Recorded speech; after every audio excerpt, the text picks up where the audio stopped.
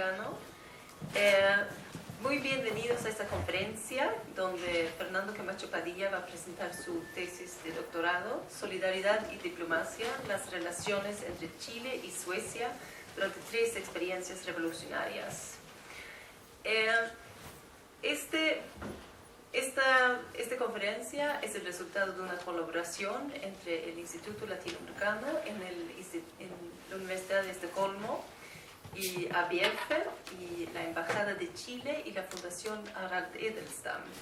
Y estamos muy contentos de que hemos podido colaborar para realizar esta conferencia. Fernando Camacho es doctor en Historia por la Universidad Autónoma de Madrid y en la Pontificia Universidad Católica de Chile. Fernando ha publicado varios libros y artículos sobre las relaciones entre Chile y Suecia. Y tenemos un libro acá que Fernando nos va a demostrar más tarde. Fernando va a presentar los resultados más importantes de su tesis de doctorado hoy día durante más o menos 45 minutos. Y después tenemos Carl-Johan Groth, que va a presentar sus reflexiones sobre la presentación de Fernando. Carl-Johan Groth es diplomático y fue chargé d'affaires en Santiago en el tiempo del golpe militar. Entonces puede contribuir con una mirada interna a esos procesos que analiza Fernando en su tesis. Y después Alejandro González, que es investigador en Historia Económica en la Universidad de Estocolmo, también va a presentar sus reflexiones sobre el contenido de la tesis y la presentación. Y Alejandro nos va a dar una mirada externa, académica, pero también una mirada interna del lado, como Alejandro también es chileno y ha participado en esos procesos. Y después al final vamos a tener unos 15 o 20 minutos para donde ustedes pueden hacer preguntas a Fernando y compartir sus reflexiones sobre esta presentación. Le doy la palabra a Fernando. Bueno, muchas gracias María Teresa, muchas gracias a todos los asistentes que estáis aquí, amigos, autoridades diplomáticas, director del Instituto Cervantes, antiguos compañeros de la Universidad de Estocolmo, y muchas gracias sobre todo a Carl-Johan Groth y Alejandro González por haber querido compartir este momento conmigo, con sus reflexiones y apreciaciones sobre lo que ha sido este trabajo académico que he realizado durante numerosos años. La idea de esta presentación viene en realidad de un compromiso que tuve con todas las personas que fui entrevistando o que me han ido ayudando en el trabajo de este doctorado, ya que tenían un gran interés en conocer un poco los resultados de mi investigación. Entonces, yo soy una persona de palabra y me comprometo con el objetivo que fue de presentarlo en una conferencia abierta tan pronto como la defendiera, ¿no? Y es el caso de hoy día. Yo defendí la tesis exactamente el 20 de marzo en la Universidad Autónoma de Madrid, en un convenio de cotutela de tesis con el Instituto de Historia de la Universidad Católica de Chile, y por lo tanto he recibido la titulación por ambos centros, para lo cual conté con la asesoría más bien la dirección de 2 profesores, Álvaro Soto Carmona y Alfredo Riquelme Segovia. Álvaro es español, Alfredo es chileno. Ambos son profesores de historia de la máxima categoría, cada uno en su respectiva institución, y tienen mucha experiencia en lo que ha sido el trabajo de la historia reciente de Chile, de España y en relaciones internacionales. Un poco mi idea es presentar también los pormenores o los detalles de cómo se fue desarrollando esta investigación, porque yo creo que también puede ser bastante interesante para el público conocer cómo se hace una tesis doctoral, que es un trabajo bastante duro, y también algunas de las anécdotas que me fueron ocurriendo durante todo este tiempo, que pueden ser, divertidas, trágicas y de todo tipo, ya que me ha tocado vivir un montón de sucesos relacionados a este tema que ha dirigido mi vida exactamente hacia direcciones muy desconocidas y que nunca me imaginé a las que llegaría por el tema de la investigación. El origen en realidad procede de mi gran interés en la historia de Chile, mucho anterior a que yo fuera al país, especialmente por cómo podemos los historiadores reconstruir episodios sensibles como fueron la represión y las violaciones a los derechos humanos, ¿no? Qué metodología, qué marco teórico, cómo abordar de una manera profesional un aspecto que realmente es muy conmovedor, muy sensible y que nos toca bastante hondo en lo que es nuestras emociones humanas, ¿no? A partir de ahí decidí también trabajar cómo la sociedad, cómo el Estado chileno y el Estado argentino decidieron presentar el horror a las respectivas sociedades a partir de lo que fue la Comisión Nacional de Verdad y Reconciliación en Chile y la Comisión Sábato en Argentina, ¿no? Fueron dos comisiones instauradas por los respectivos presidentes, Elwin y Alfonsín, para investigar un poco lo que había sucedido en la clandestinidad en lo que se refería a estos episodios. Me interesó a mí mucho conocer la metodología de las dos comisiones, quién eran los miembros de los comisionados, cómo se abordó y se recogió la información, a partir de qué fuentes y cómo se trabajó metodológicamente esos temas, ¿no? Ahí, ese fue mi tema de lo que aquí llaman licenciat, en España Diploma de Estudios Avanzados, que es prácticamente la mitad de una tesis doctoral. Publicar algunos artículos sobre ese tema y ya estando en Chile o en Argentina me encontré con muchos de mis entrevistados justamente habían vivido el exilio en Suecia y me contaron en detalle lo que fue la solidaridad y el exilio en este país, ¿no? La solidaridad tanto por los grupos de los exiliados, pero también la solidaridad del pueblo sueco y el compromiso humanitario del gobierno y del cuerpo diplomático de aquel entonces. Ese tema me llamó la curiosidad y sobre todo, pues del mismo modo que me interesaba saber cuáles eran los orígenes, el trasfondo y la manera en la que los estados narraban a su sociedad de la represión, ahora quería saber exactamente cuáles eran los motivos, las fuerzas que movían a la sociedad sueca a este compromiso, a esta solidaridad tan profunda con estos países que en realidad podrían parecer bastante lejanos, por lo menos territorialmente o geográficamente, ¿no? Están cada uno de Suecia y Chile, están cada uno en las antípodas, los dos extremos, pero sin embargo parecía, por lo que me narraban, que había una relación mucho más estrecha de la que yo nunca me imaginé.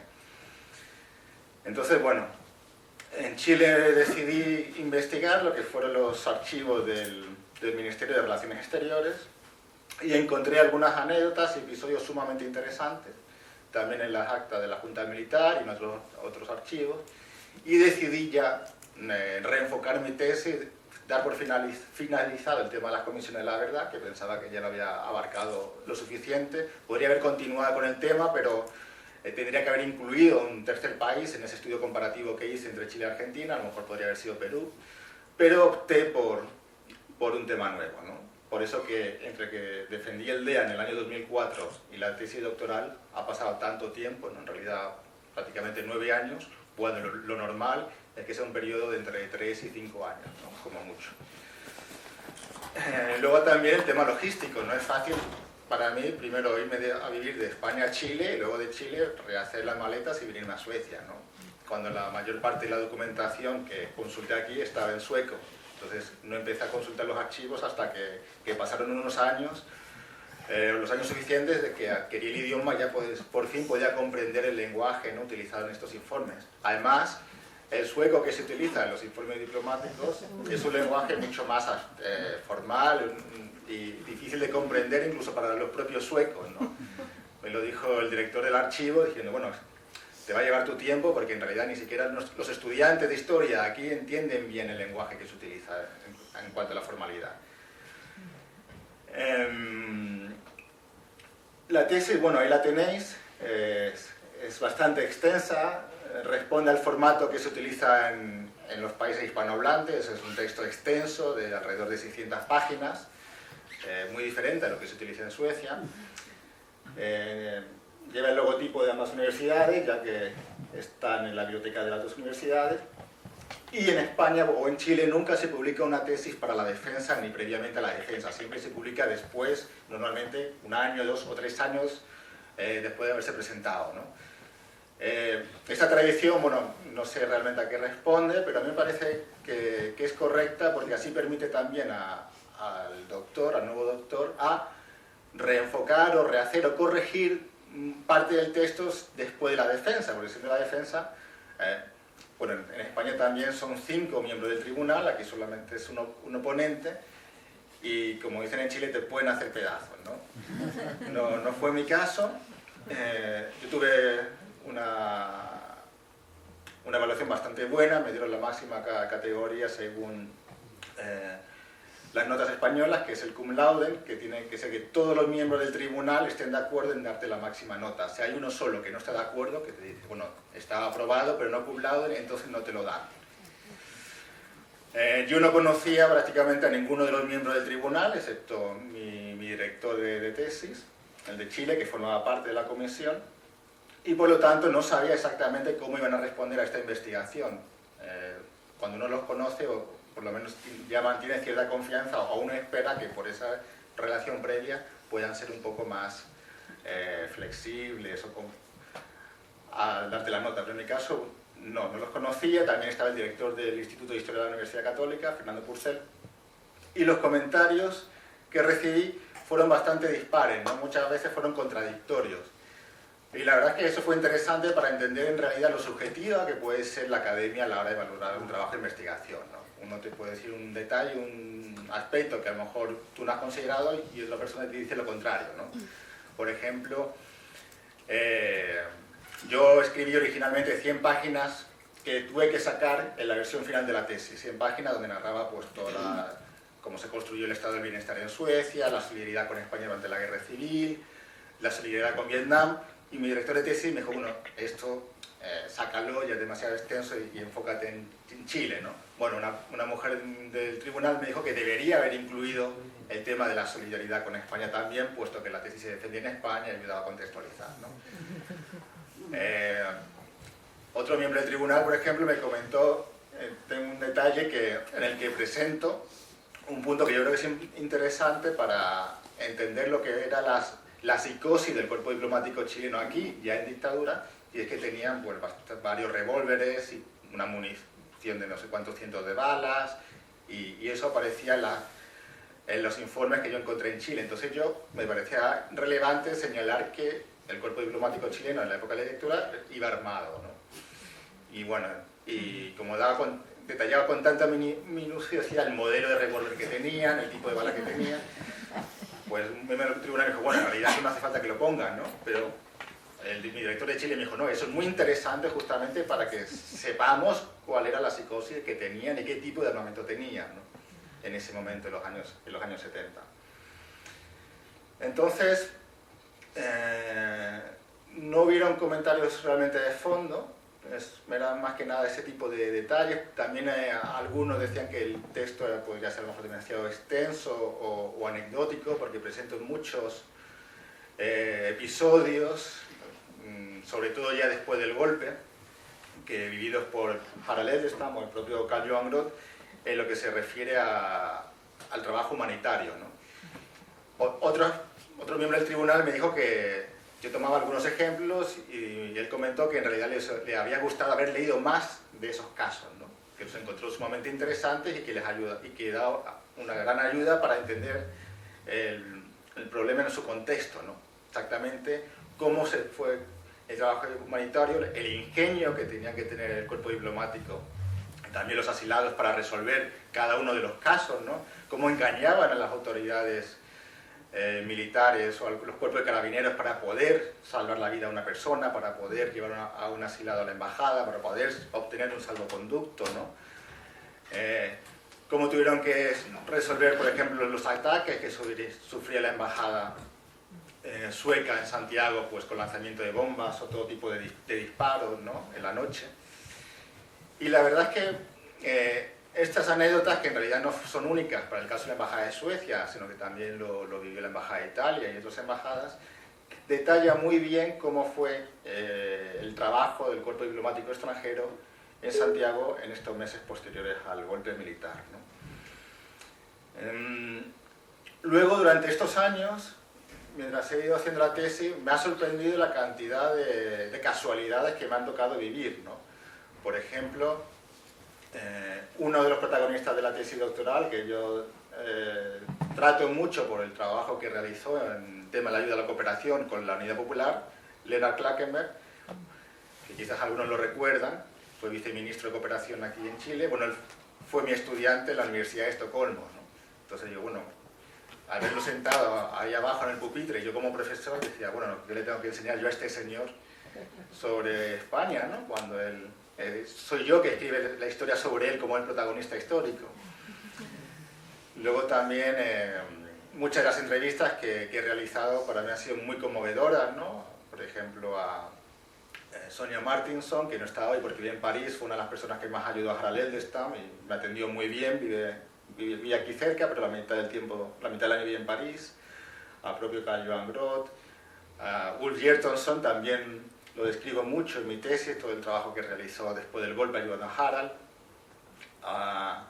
Y luego también, otra anécdota más propia, personal, en la Universidad de Estocolmo, pues hemos tenido a Caroline Eldestam, la nieta de Harald Eldestam, en varias actividades, pero también fue alumno mío el nieto del ministro Ismael Huerta. Ismael Huerta fue el primer ministro de Relaciones Exteriores después del golpe militar.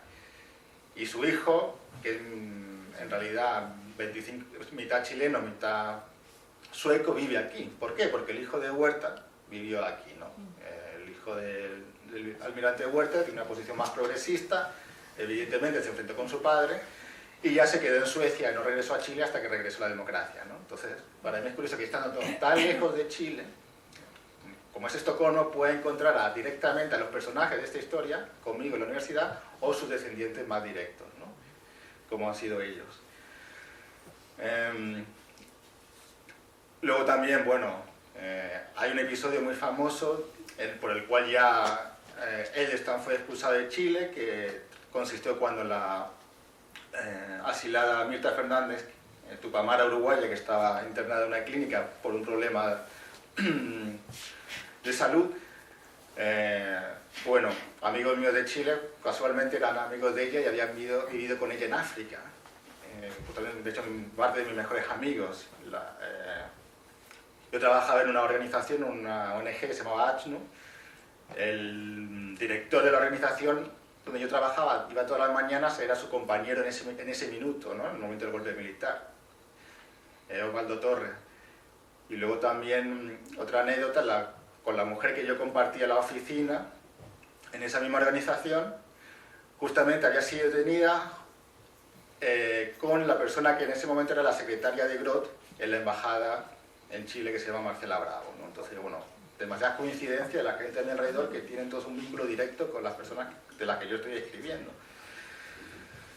Entonces, ese ha sido un poco un problema para mí, aunque no se traduce así o no se refleja así en la investigación, de cómo escribir una historia sobre personajes que están vivos y con los cuales yo he tenido una relación bastante cercana, de cierta manera, ¿no? Entonces, he intentado mantener distancia frente al tema, pero evidentemente en algún capítulo, en algún epígrafo, un comentario que por ejemplo recibí de la comisión del tribunal es que se siente la empatía que tengo por determinadas personas, ¿no? O por determinados protagonistas. Dice, bueno, se ve que tú tienes un compromiso bastante claro en la manera en la que tú redactas la historia, ¿no? Y bueno, en cierta manera lo reconozco, y también porque yo critico un poco la total imparcialidad que pueden tener algunos académicos a la hora de escribir sobre temas como son crímenes de lesa humanidad o violaciones a los derechos humanos, ¿no? Yo estoy más a favor de un poco de tomar una actitud un poco más activa en lo que se refiere a la crítica de estas actitudes. Y luego, bueno, un poco para ver exactamente cuáles son los puntos más fuertes de esta tesis, pues presento un poco los objetivos, ¿no? Los objetivos pues más o menos quedan claros con el mismo título, que serían reconstruir históricamente las relaciones diplomáticas entre Suecia y Chile desde el año 64 hasta los primeros años del 77. Para lo cual utilizo más o menos un marco teórico de uno de los historiadores franceses perteneciente a la Escuela de los Anales, bueno, en realidad dos, Durosel y Renovant, que deciden más o menos que para el marco de estudio de relaciones bilaterales hay que definir cuáles son las fuerzas profundas que inciden en el trazado del contacto, ¿no?, entre dos estados, ¿no? Entonces yo, a partir de ese concepto de fuerzas profundas, yo elaboro o desarrollo un poco más el marco teórico en lo que me interesa a mí y lo divido en lo que son las fuerzas profundas directas y las fuerzas profundas indirectas. ¿Cuáles serían estas, no? Bueno, para mí son los variables o factores que inciden directamente en las relaciones entre dos países, es decir, las que vienen por las directrices de los propios ministerios de Relaciones Exteriores o por el propio Estado, primer ministro. Dicen, bueno, nosotros vamos a intentar firmar un acuerdo de cooperación con Chile, o vamos a tomar una política de ayuda humanitaria concreta con Chile, o vamos a recibir tantos asilados con Chile, por ejemplo, ¿no? O sea, directamente hay un enfoque hacia un país desde Suecia, o al revés, ¿no? Chile, el gobierno chileno podría decir exactamente qué tipo de relación bilateral quiere tener con Suecia y para eso elabora todo un programa, ¿no?, de actividades. Mientras que las fuerzas profundas indirectas serían aquellos acontecimientos o fenómenos que no tienen una relación directa en las relaciones bilaterales porque no es una decisión del Estado, pero sin embargo la tiene. Por ejemplo, ni más ni menos que el golpe de Estado en Chile, pues incide directamente en las relaciones sueco-chilenas, tal como también con otros países, o la represión, o también incide directamente en la llegada del gobierno de la Unión Popular a las relaciones que Suecia decide establecer con Chile, porque ve como el momento adecuado para establecer otro tipo de contactos, ¿no? Y por lo tanto, redefine su política exterior hacia Chile por un hecho puntual y político que ocurre lugar en el país latinoamericano. Entonces, a partir de ahí, intento responder a una serie de preguntas. Por ejemplo, ¿qué empuja a Suecia a adoptar su compromiso con la izquierda chilena? ¿Cómo se desarrollaron exactamente las relaciones bilaterales a partir de la solidaridad sueca con el proceso chileno? ¿Cuáles fueron los principales proyectos de cooperación entre los dos países? ¿Cuál fue la posición de la sociedad civil y los medios de comunicación suecos con Chile? ¿Cómo reaccionó Suecia ante el golpe militar?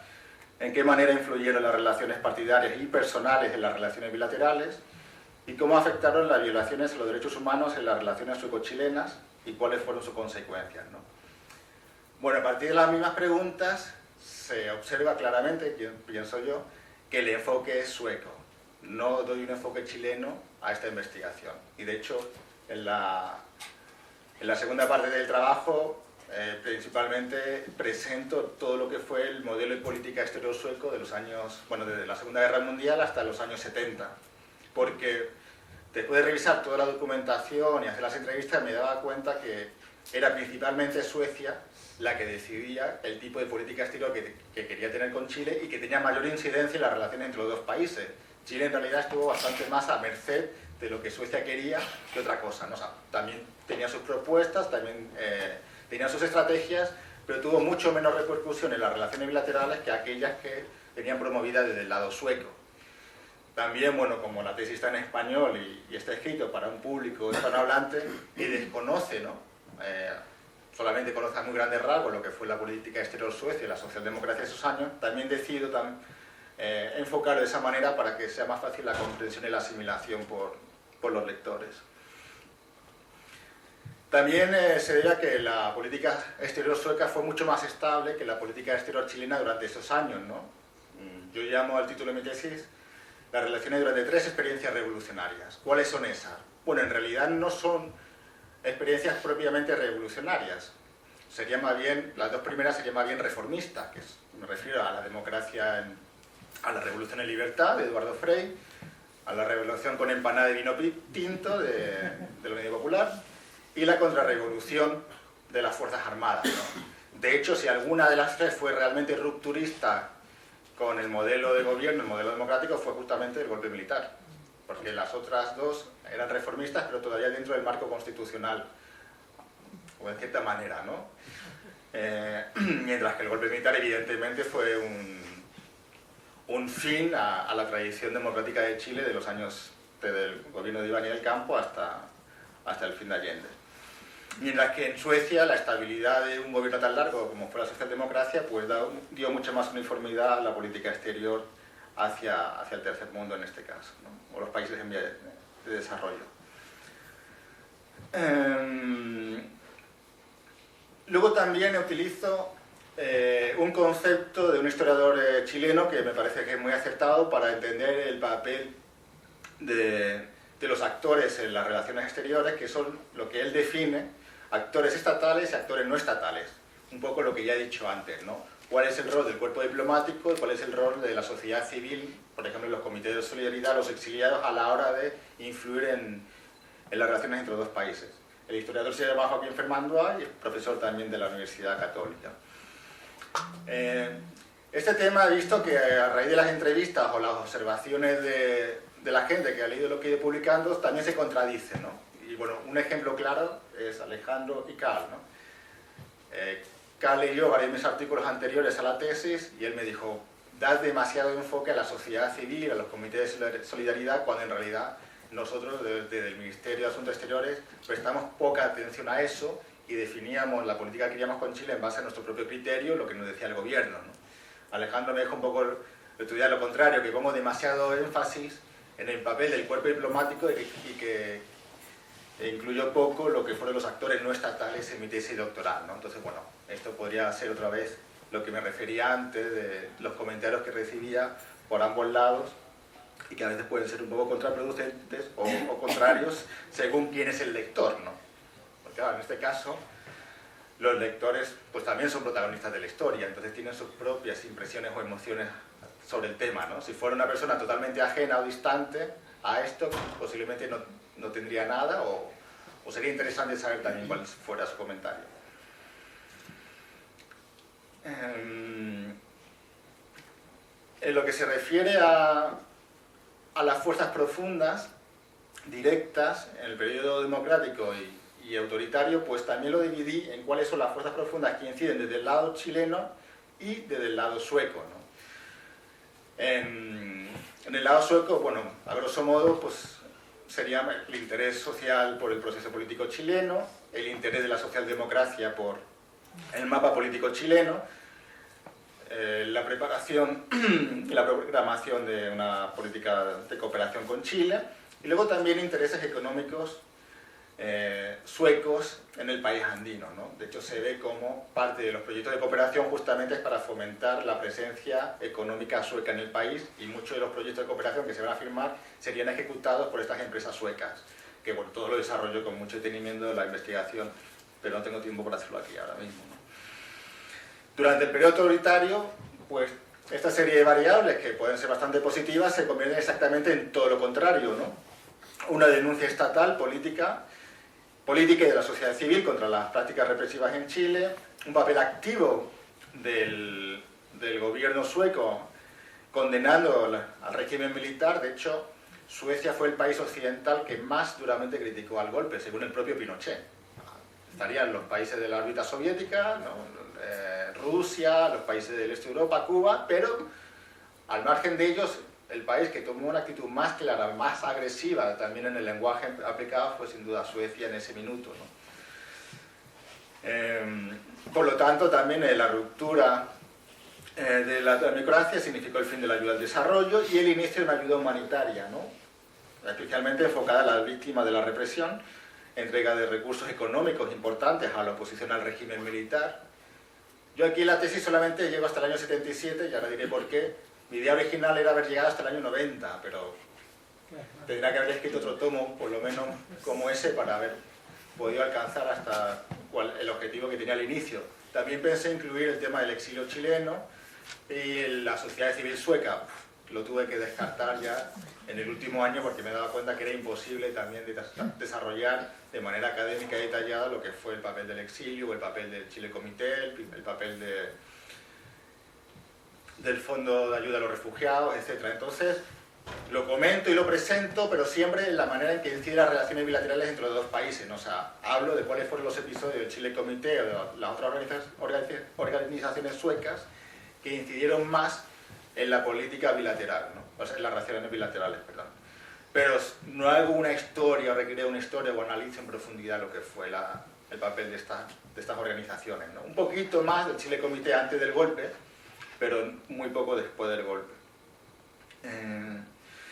Y luego también fuerzas profundas directas, la entrada de asilados, la representación de los intereses cubanos en Chile fue un hecho que incidió mucho en las relaciones entre los dos países, la llegada de refugiados y también la atención mediática a la evolución política en Chile, ¿no? Una atención que, si uno coge un diario sueco de la época, Dagens Nyheter, El Skadbladet, o incluso un diario de provincia, es interesantísimo ver la cantidad de espacio que dedicaban al desarrollo político chileno, ¿no? Páginas enteras, lo que ahora no se vería nada equivalente por ningún país del mundo. En lo que se refiere a Chile, pues en el periodo democrático, una mayor profesionalización de las actividades del Ministerio de Relaciones Exteriores, lo que Heraldo Muñoz, un politólogo chileno, denomina una política exterior cívico-pragmática, ¿no? Por otro lado, cuando se golpe militar, el mismo politólogo lo define como una política exterior ideológico-pragmática, cuya principal característica sería su cruzada contra el comunismo, ¿no?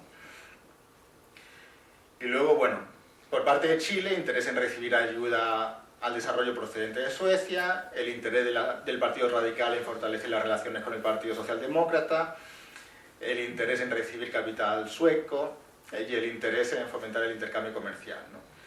Después del golpe, pues las fuerzas profundas directas serían pues claramente los ataques de carabineros o de las Fuerzas Armadas o de Patria y Libertad a la propia embajada sueca, las campañas mediáticas en Chile contra el cuerpo diplomático sueco, o sea, Harald Edelstein y un poco Groth después, salían muchas veces en los propios titulares del Mercurio, de la Tercera, de la Segunda, criticando la actuación humanitaria, ¿no?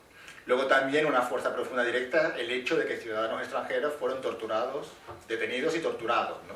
En Chile. Evidentemente eso no favorece para nada un entendimiento en relación entre dos países cuando uno está torturando a los ciudadanos de otro país, ¿no?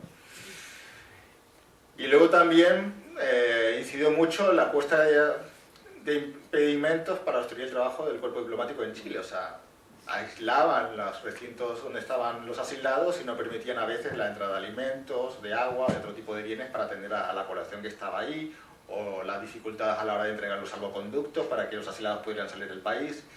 Entonces, estas fuerzas profundas son lo que yo las voy definiendo con un montón de episodios y hechos ya más concretos para poder articularlas de manera como la veis aquí, ¿no? Que parecen bastante sencillas, ¿no?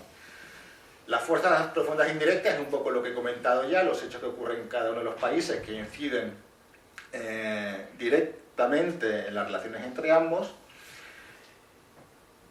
y los argumentos que yo utilizo para acabar mi tesis doctoral en el año 77, que yo creo que pueden ser interesantes, son los siguientes, ¿no? Cuando yo decido que no puedo llegar hasta los 90, digo, ¿cuál es la fecha que más se aproxima a un fin al desarrollo político de Chile o de Suecia que permita acabar esta investigación, ¿no? Pues bueno, ahí coinciden una serie de variables que son en realidad bastante interesantes, que sí significaron un cambio en las relaciones entre los dos países, ¿no? Aunque yo he puesto el año 77, en realidad solamente incluyo hasta marzo del 77. El fin real de la tesis sería en el año 76 con la derrota de Olof Palme en las elecciones de septiembre de ese año, ¿no? Lo que pasa es que para poder justificar o conocer la nueva política exterior del gobierno de Fedlin hacia Chile, investigo también y desarrollo los primeros 6 meses hasta que ya están claros cuáles son sus objetivos con el país latinoamericano, ¿no? Entonces, cuando Fedlin llega al poder, lo curioso es que ninguno de los miembros del gobierno había tenido una actitud clara o comprometida con Chile como sí lo había tenido la socialdemocracia. Y es interesante que el cuerpo diplomático chileno aquí en dictadura, y en Chile también, tenían grandes esperanzas en que las relaciones mejoraran, ya que un gobierno con el que sentía a lo mejor mayor cercanía ideológica, significaría una menos crítica y menos oposición. Entonces, lo curioso es que se dio exactamente todo lo contrario. Cuando llega Fedlin al gobierno, bueno, hay un mayor enfoque, una mayor preocupación por resolver el tema de los desaparecidos en Chile, del que hubo con la socialdemocracia. También desde Suecia se promueven acciones conjuntas con otros países europeos, incluso los Estados Unidos, para presionar a la Junta para esclarecer el tema de los desaparecidos, se ve en los informes diplomáticos. Luego también coincide con el hecho de que Groth termina ya su misión en Chile y las relaciones de lo que es la embajada en Santiago, la embajada de Suecia en Santiago con la Cancillería chilena están bastante suavizadas, ¿no? O sea, no es que haya una relación buena, pero ya no se ha terminado con el nivel de conflictividad que hubo en el año 73 y principio del 74, ¿no? En Chile también, bueno, creo que lo pongo después, ¿no? El caso es que a Suecia le preocupaba la situación política en Chile, pero lo que más le preocupaba era la oleada interminable de refugiados chilenos que continuaban llegando en masa a Suecia. Y esa era la mayor molestia de los representantes del gobierno liberal conservador, ¿no? Ya habían habido algunas publicaciones o muestras de algunos sectores de la sociedad críticos a la afluencia tan grande de exiliados, ¿no? Entonces el gobierno pensó, bueno, ¿cuál es la única manera por la que igual podemos evitar este flujo de chilenos que llega al país? Bueno, logrando el restablecimiento de la democracia en Chile. Y por lo tanto se aumentó en cerca de, no me acuerdo cuánto es el porcentaje, pero creo que casi el 40% los fondos de ayuda humanitaria destinados a Chile. Y que se entregaron a muchas ONGs que empezaban a fundarse en Chile, que trabajaban en el tema de derechos humanos. Y también se entregó mucho dinero a muchas ONGs suecas, o también latinoamericanas, que trabajaban con refugiados chilenos en Latinoamérica. En otros países que no eran Chile, ¿no? En Colombia, en Venezuela, en Bolivia, en Perú. Y ahí se ve muy bien en una reunión que tuvo un representante del gobierno con Clodomiro Almeida, en un viaje que hizo aquí a Suecia, que le preguntaba, bueno, el acta de la reunión es impresionante, es un informe de un montón de páginas donde realmente se interpreta claramente la nueva política del gobierno liberal, ¿no? Le preguntaba, bueno, primero, ¿cómo lograr un restablecimiento de la democracia en Chile, ¿no? Y luego, cuando Clodomiro Almeida le dice que no se vislumbra ninguna esperanza, por lo menos a corto plazo, le dice, bueno, pero hay una manera de que los refugiados se queden en Latinoamérica y no vengan a Suecia. Y le dice Clodomiro Almeida, bueno, en realidad no, porque en Argentina hay dictadura, en Bolivia hay dictadura, en Brasil hay dictadura, y en los pocos países donde no hay dictadura hay malas condiciones económicas para que los refugiados puedan vivir ahí dignamente. Entonces realmente deben llegar aquí o a Canadá, ¿no? Entonces, a partir de ahí, de esa reunión, es cuando el gobierno decide aumentar la ayuda humanitaria para los refugiados que viven en Latinoamérica, para que no siguieran llegando a Suecia, porque habían llegado muchos desde Suecia, desde Argentina, por ejemplo. También llegaron muchos chilenos desde Rumanía, otros países del este, y ese se convirtió en el objetivo prioritario del gobierno de Fedlin.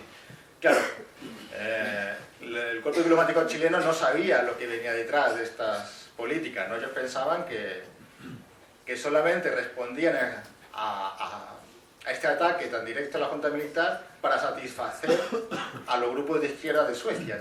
O decían, por ejemplo, el embajador chileno aquí, que era de origen sueco, decía, bueno, esto se debe a que el Partido Liberal y el Partido Conservador en realidad está infiltrado de agentes comunistas. De lo contrario, no se explicaría que hayan aumentado el número de críticas contra Pinochet, ¿no?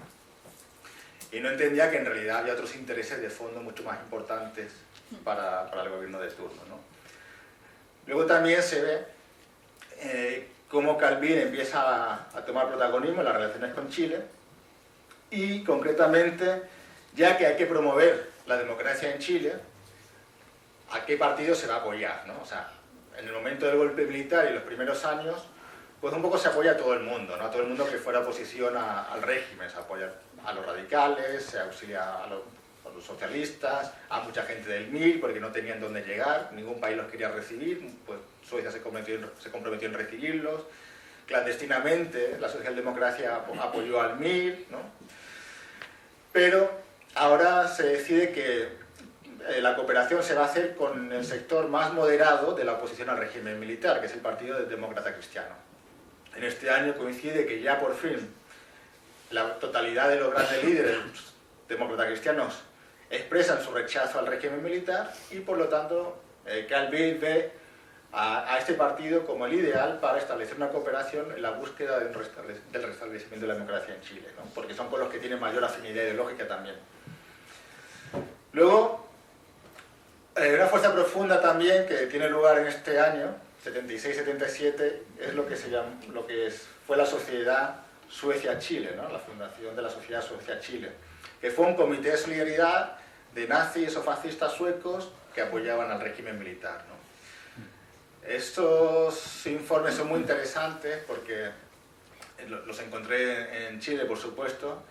Este grupo de suecos, algunos venían en realidad de la militancia y los partidos nazis de Suecia de la década de los 30, ¿no? Son las mismas figuras.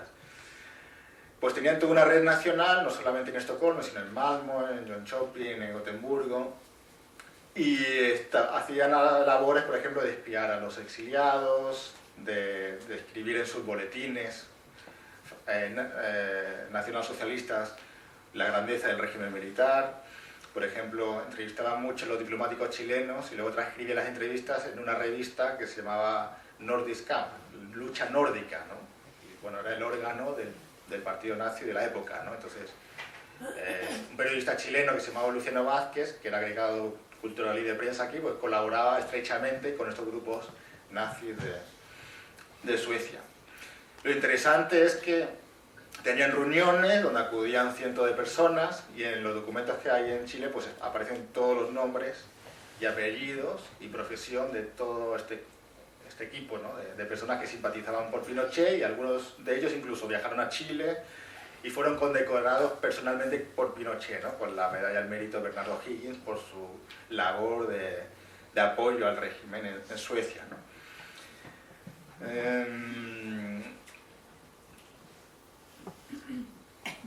Luego, bueno, no le desarrollo la tesis, pero ya que he tratado el tema,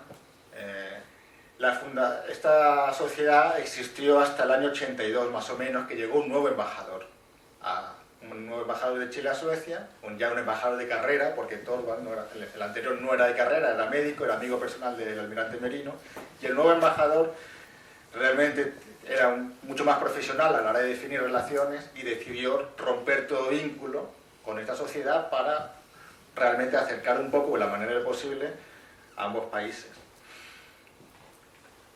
Y luego algunas fuerzas indirectas importantes, por lo cual yo termino la tesis aquí: la coincidencia del golpe militar en Argentina, que también dio mucha atención hacia lo que estaba ocurriendo en Argentina, una reducción del activismo y la solidaridad, por ejemplo en el número de activistas del Chile Comité, y en el caso de Chile, la disolución de la DINA, la policía secreta de Pinochet, se diluye en el año 77 y aparece la CNI. Con eso pues se reducen los casos de violaciones a los derechos humanos, empieza una selección mucho más selectiva contra algunos dirigentes que hay en el país.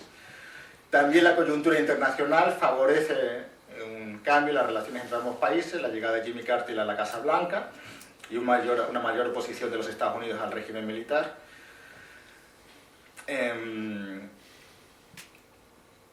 Y luego también tomó esa fecha la nueva estrategia que se empieza a poner encima de la mesa dentro del Partido Comunista en Chile. Se han dado cuenta, o el Partido Comunista establece que es imposible derrocar a la Junta Militar por la vía democrática o a partir de la solidaridad internacional, y ya Luis Corvalán empieza a hacer las primeras declaraciones de la necesidad de la lucha armada, ¿no? Y es a partir de aquí, de estos planteamientos, que se funda poco después el Frente Patriótico Manuel Rodríguez, que como sabéis fue el brazo armado del Partido Comunista en Chile durante los años 80.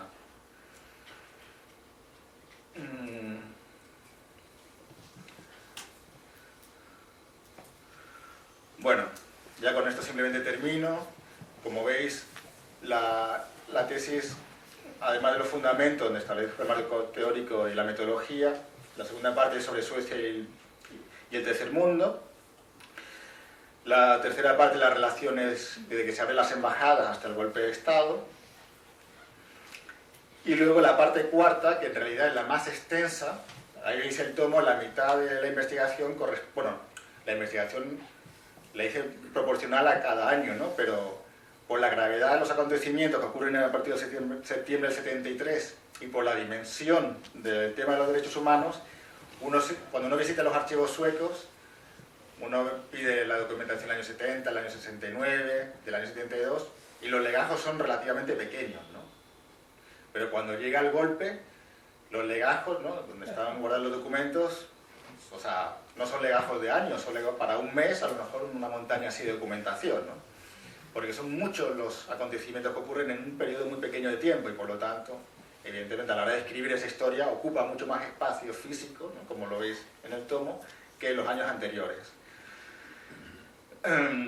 Y esa sería la cuarta parte. Luego además incluyo las conclusiones y algunas fotografías de algunos momentos sensibles o algunos de los personajes de la época, ya que para mí el valor del documento visual es muy importante, sobre todo para personas que no proceden de ese país o no nacieron en esa época, como es mi caso, ¿no? Ya sabéis el libro de fotos que tengo yo de Suecia por Chile, porque me impactaron mucho esas imágenes cuando las encontré en los archivos y decidí publicarlas. Y aquí lo hice un poco enfocado a los miembros del tribunal y a la gente que va a leer la tesis, puesto que la mayoría son españoles y no saben mucho en realidad de lo que es la historia de Suecia o quiénes son estos personajes históricos suecos los que yo presento, ¿no? Entonces, la verdad es que los comentarios fueron muy positivos porque se alegraron mucho de poder ver el rostro de las personas que yo narro en mi investigación, ¿no? Pues la foto de Edelstein, la foto de Gross, la foto de los representantes de la socialdemocracia, la foto de los principales activistas, o algunos de los activistas suecos de la solidaridad de ese momento, de las manifestaciones que tenían en Estocolmo, porque podían ya visualizar mucho mejor la narración que yo presento en el tomo de mi tesis doctoral,